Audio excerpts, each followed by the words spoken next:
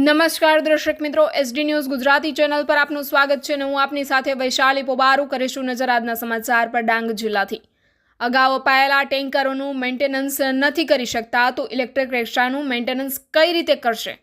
યોજના સફળ કે અસફળ? લાખો રૂપિયાનો કચરો.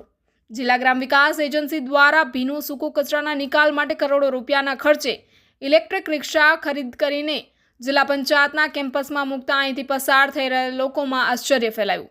અંતરિયાળ વિસ્તારોના ઘરો ઢોળાવ ડુંગરો પર છૂટાછવાયા હોય, રોજિંદા લીલો કચરો નીકળતો પણ ન હોય ત્યારે સરકારી ગ્રાન્ટનો દુરુપયોગ કરવા માટે જ ઇલેક્ટ્રિક રિક્ષા ખરીદી હોવાની ચર્ચાઓ થઈ રહી છે.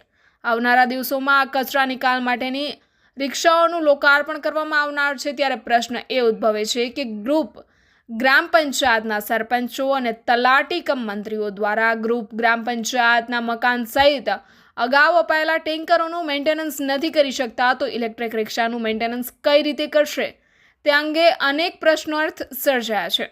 સરકારી ગ્રાન્ટનું ગેરવહીવટ થયો હોવાનું રાજકીય વિશ્લેષકો કહી રહ્યા છે. તેવા સંજોગોમાં જિલ્લા ગ્રામ વિકાસ એજન્સીનો મનસ્વી વહીવટ સાથે ડાંગ જેવા ગામડાઓમાં ભીનો સૂકો કચરા માટે કરોડો રૂપિયાનો ધુમાડો થયો હોય તેની તટસ્થ તપાસ થાય તે જરૂરી બની ગયું છે. Reporter Sushil Pawar, SD news Gujarati, Dang.